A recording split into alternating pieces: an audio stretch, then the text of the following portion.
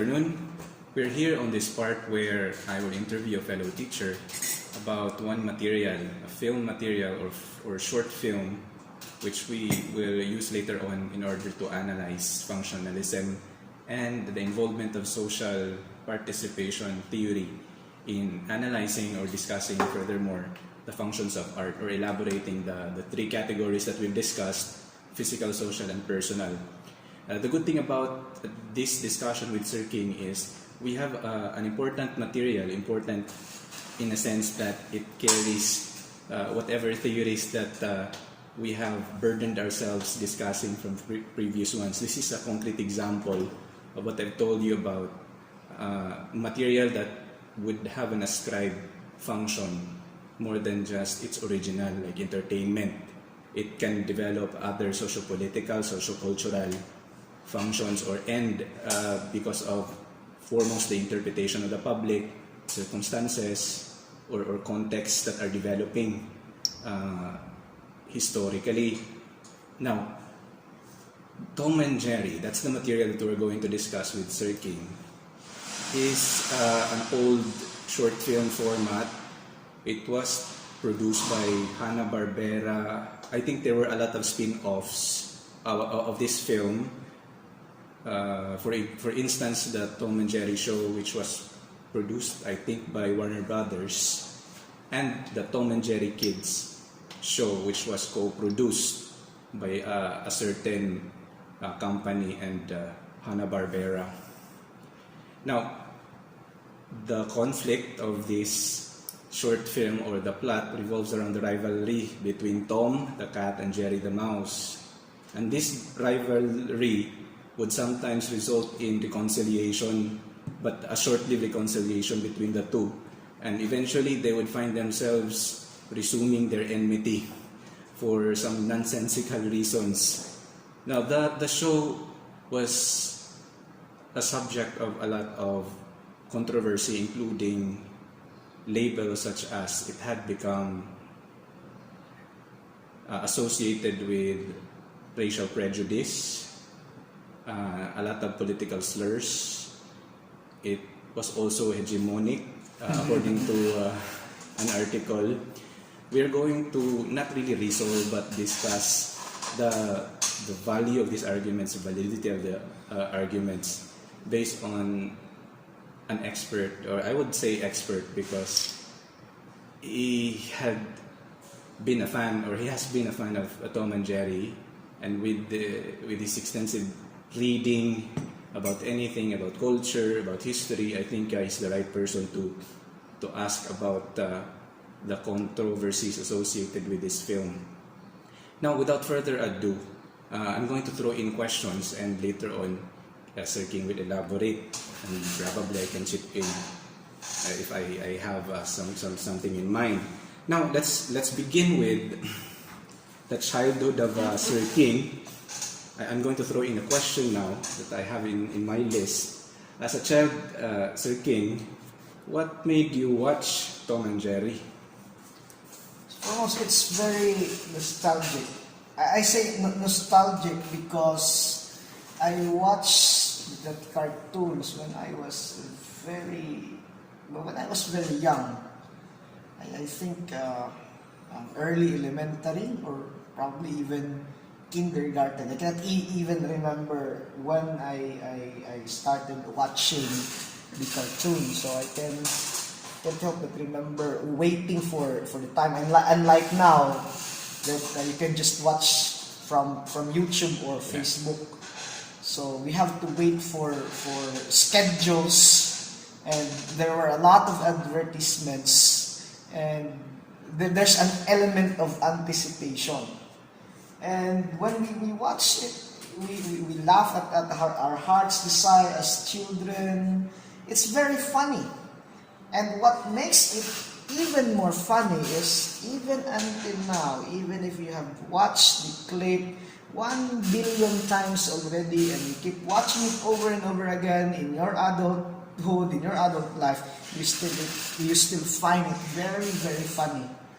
And I do not know if I would be proud telling you this. There are times when I watch the cartoon just to help myself sleep at night. You know, when you cannot sleep, or perhaps you're writing, doing something, and to interrupt the drudgery of what you're doing, you watch Tom and Jerry.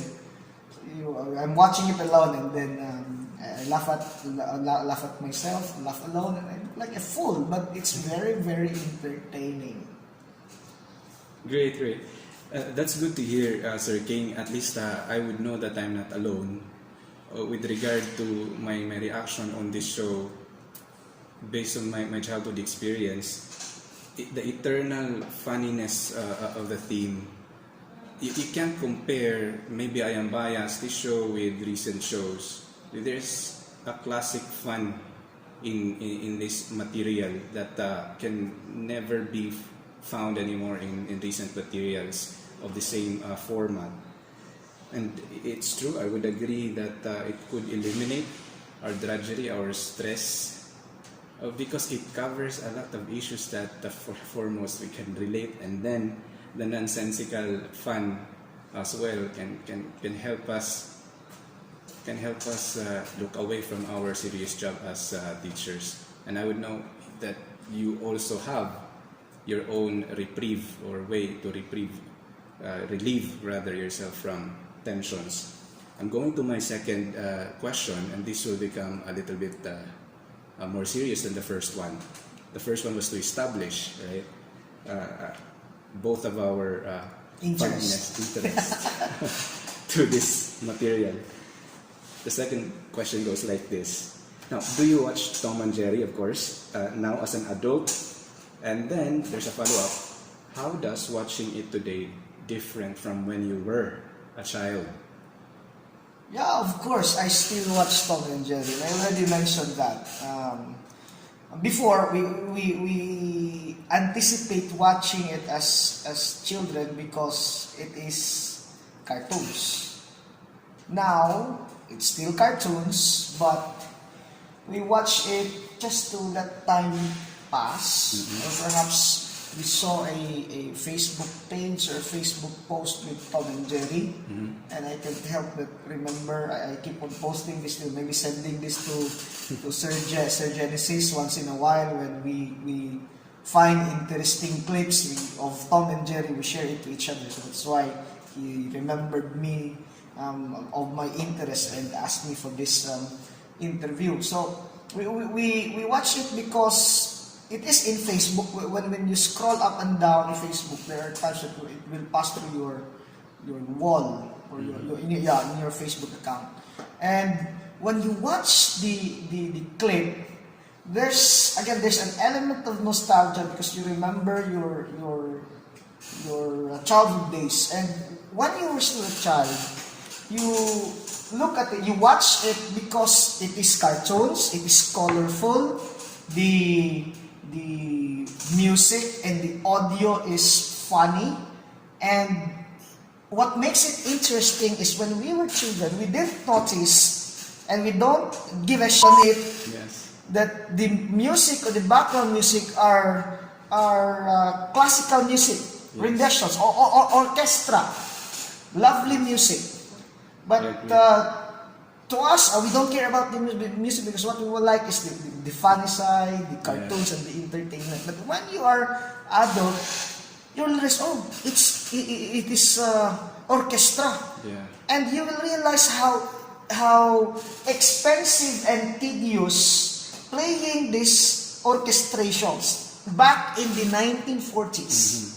No, it began 1940. There were clips 1948, 1950s, 1954, and there are even very recent episodes.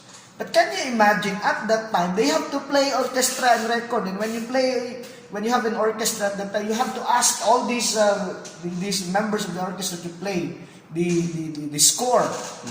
Then aside from that, later as you try to watch it, maybe in an end time, you will realize that it's not simply cartoons.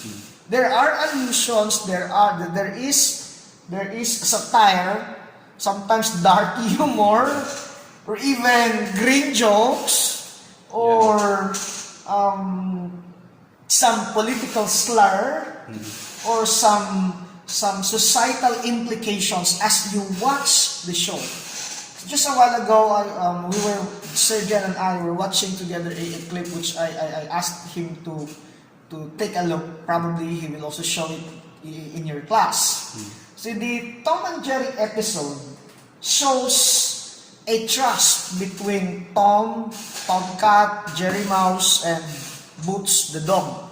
So when you watch it as a kid, it's entertaining because you can relate. Probably you have a pet dog, you have a house cat, and there's of course the mouse everywhere, all over the house.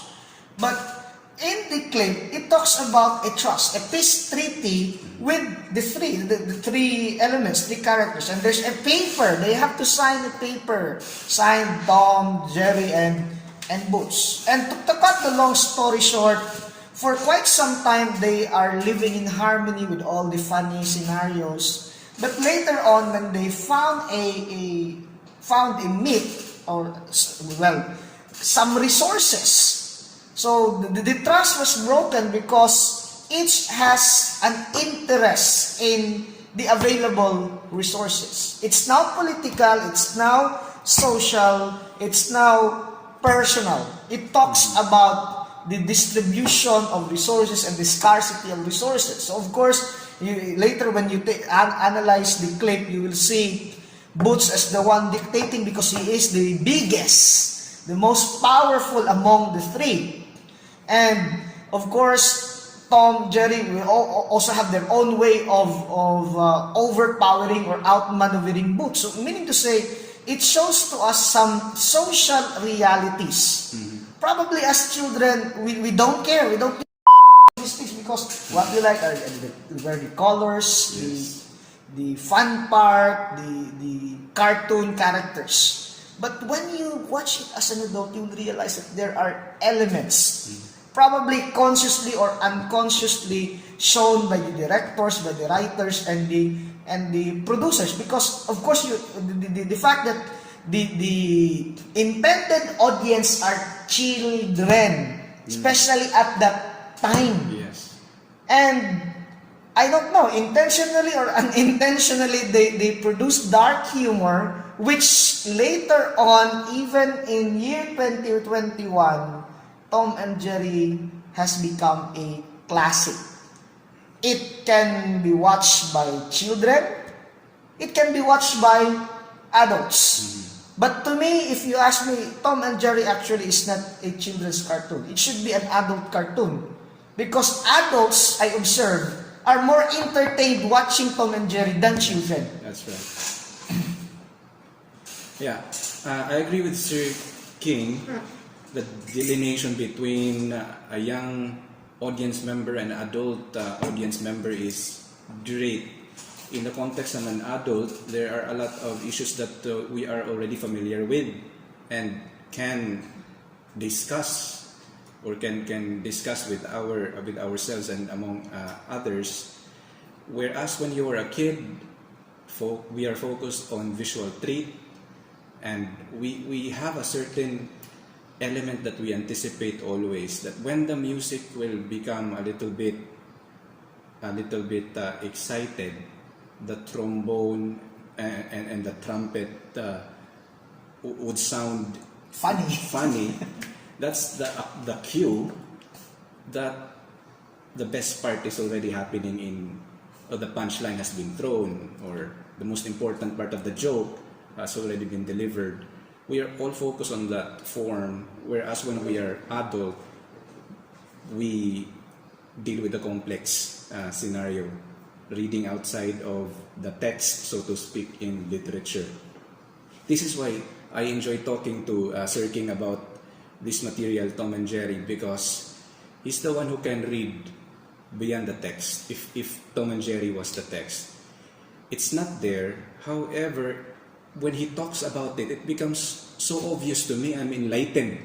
Okay, I haven't thought about it, but when he has spoken to me about and has shown me a while ago of the truths between these animals, it came to my mind that there's a deeper layer of discourse, and I would agree with him when he said that it can be said, or it can be called an adult cartoon, or it should be called an adult cartoon.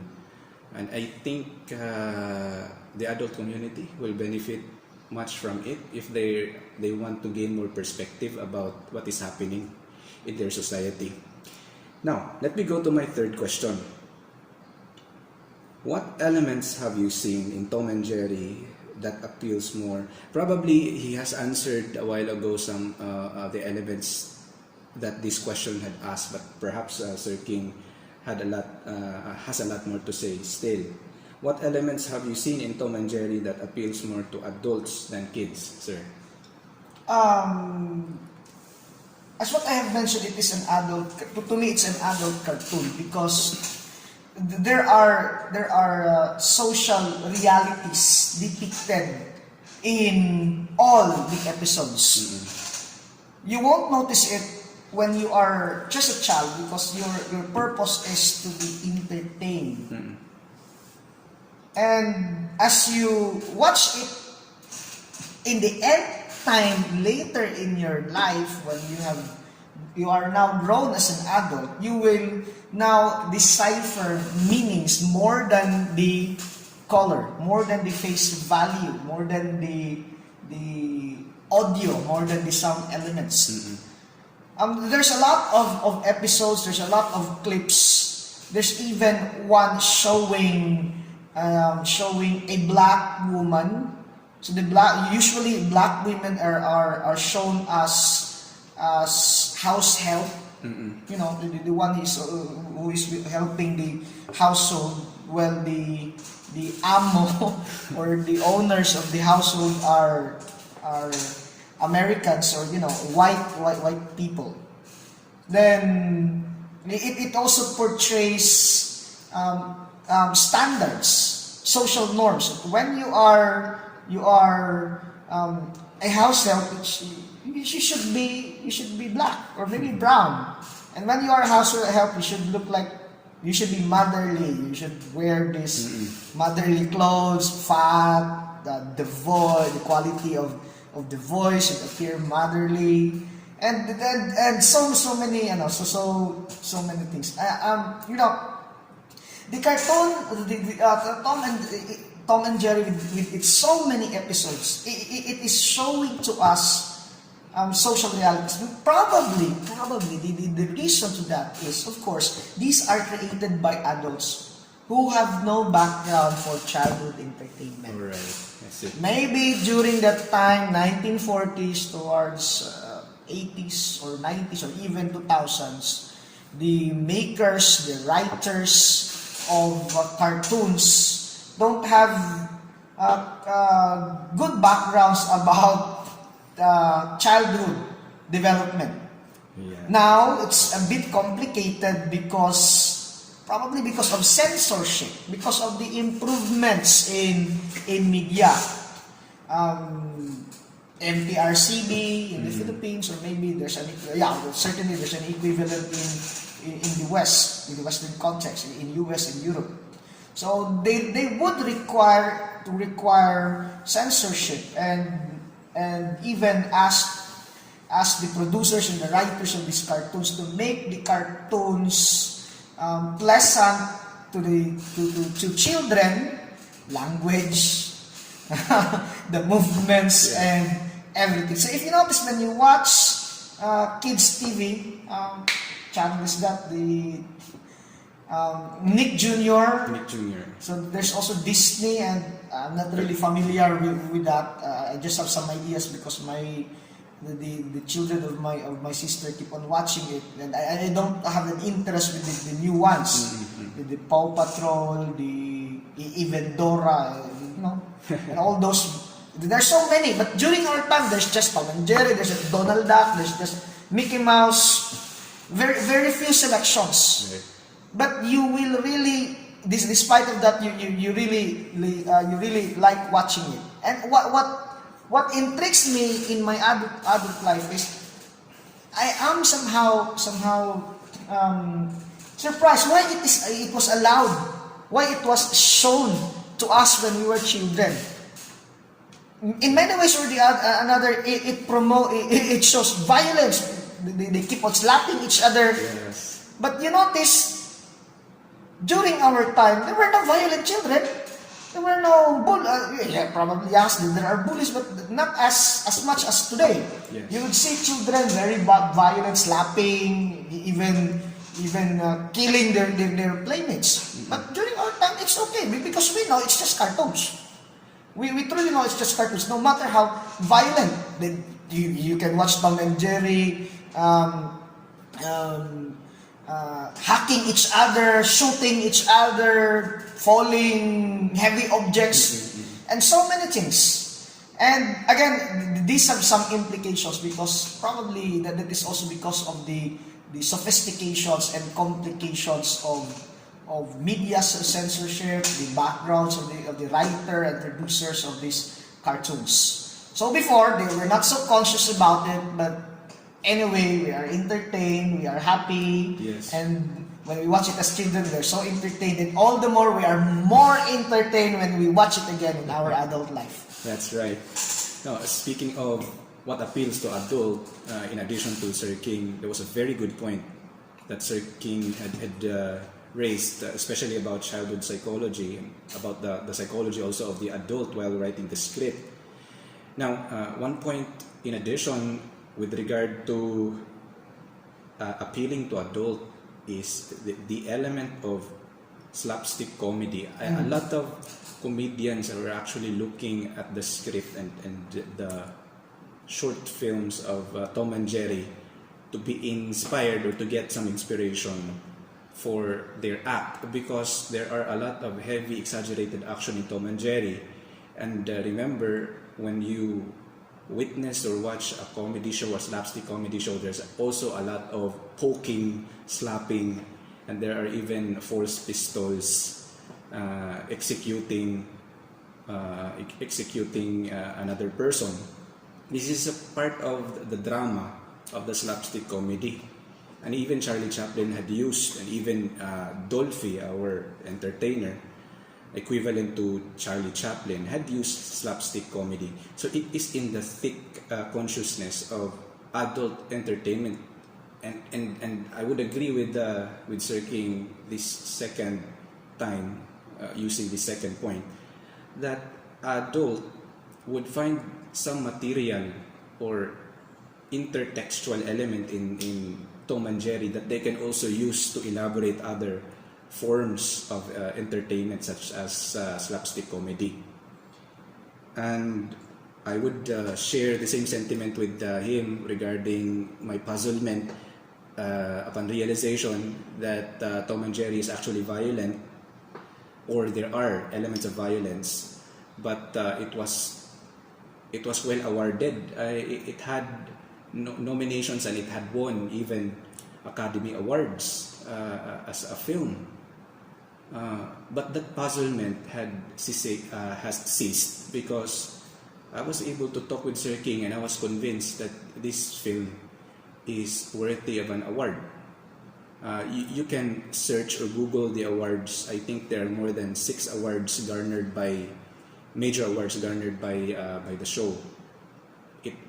It may not have garnered the family life or sort of thing award, but in other criteria, it has flourished. My next question would pertain to values, but remember that we do not, in our previous discussion, we do not actually endorse or censor specific values because of the ongoing construction of the nature of art in the 21st century. It's so hard to go back to Puritanism again, to draw ethics about art, or else it will disqualify all of the ensuing art and artists of this century. So, to qualify the next discussion, this is not about censoring or adapting to ethics, but this is just a way to see important values, probably, if there are, that we can name. So, do you think, Sir King, that Tom and Jerry would teach kids about important values while growing up? And my follow-up question is, would you endorse it as an entertainment for children? Of course, we were entertained when we were young during those times, and even until now. And values, although it seems to be violent and somehow it has dark humor, but it is already trying to give ideas about social realities to children.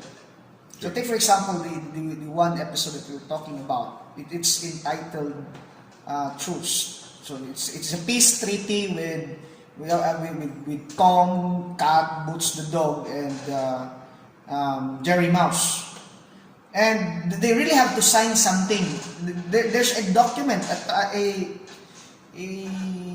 paper proving on the peace treaty with the three characters. So it is teaching. It is also subtly or indirectly teaching children that you should have an agreement to establish a peaceful coexistence, even among enemies. When the Tom and Jerry is really showing us that cats and dogs will not get along, cats and mouse will not get along, the three will not get along, but they got along because they agreed to get along through a signed document, through a peace treaty. So it is indirectly teaching children that you don't have to like each other to get along. You don't have to be the same to get along. You agree to get along, you respect the differences, and you try to coexist. Yes. Now, later in that particular episode, the trust was broken because of the scarcity of resources. As what I have mentioned, there was some meat, a very big piece of meat. Then they found a very big piece of meat which fell from a meat van. Then they got it, cook it. Then they started to visualize how they will partake it.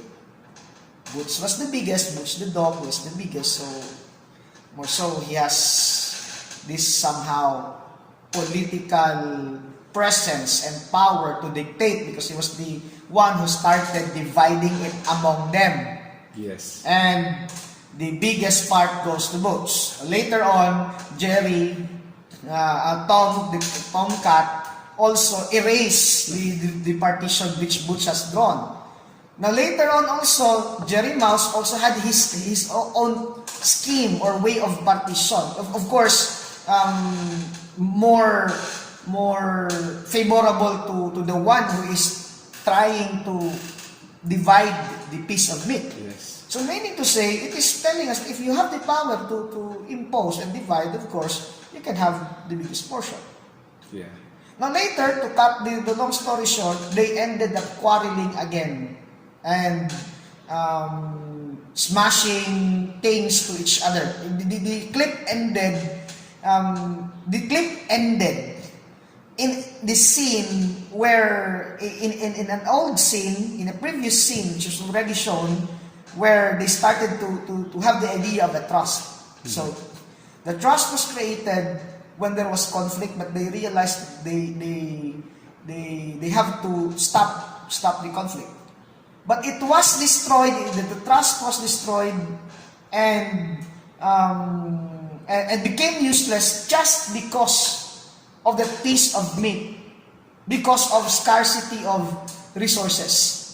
So it is indirectly teaching us again another point or another value. Resources, maybe toys. Resources, maybe food in the context of children. Yes. Can be causes of conflict. Children, playmates, quarrel among each other because there's someone who likes to take the biggest part, or maybe there's someone who likes to monopolize the toy. Yes. And children, I think the reason why children are so entertained with that kind of Tom and Jerry dark humor because they can relate. Yes. Because these are also social realities and scenarios that these children has to deal with probably during our time, because we have more time playing with each other, smashing things, throwing things at each other, because during our time, we really have all the time to play with children in the neighborhood. Outdoors, yes. Outdoor activities, unlike now, children are just tinkering things or while holding gadgets. They're in So, the digital playground. when you ask about values, yes. But of course, I think as a child, you have to be a little bit more conscious, intelligent, and critical.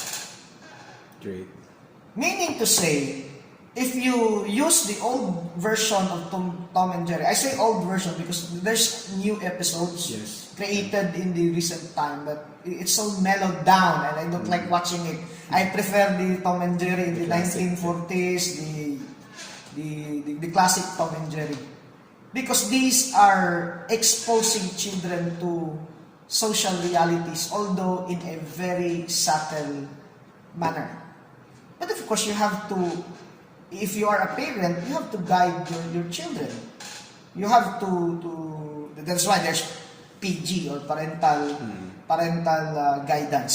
So they can process. Yes. Again, I would say, if I will have my own children in the future, I will tell them to watch this. Anyway, the purpose is entertainment and the purpose is for us to laugh. Yes. So much with all those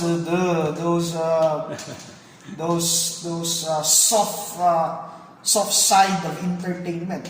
When it is meant to, its intention is entertainment. So probably it's part of the package. It's what makes it funny and entertaining to children. More funny and more entertaining to adults like us. Great. That's right. When Sir King spoken of value that the child can learn in the real world, this material would alert children actually of what is happening in reality, or would help them self-reflect.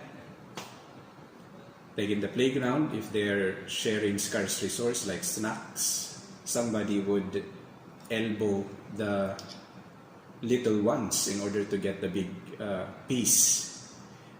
Life is unfair, that could be a theme. Parents would be at the middle of it when the children would need processing.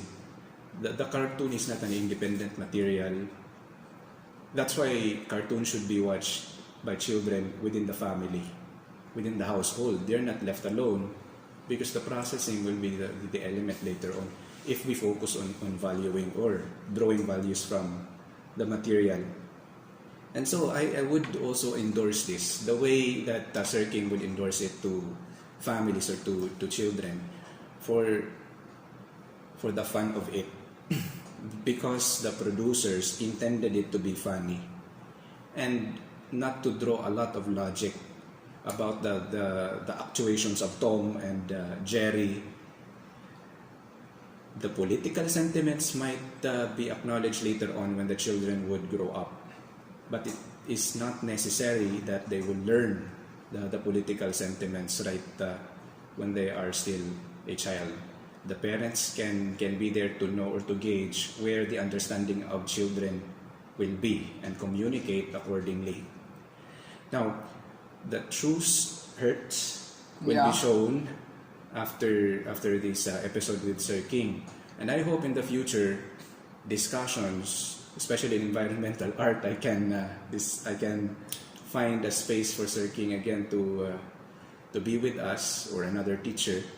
What I like about discussing things with Sir King is he is full of insight, and I know those who are under him would also say the same.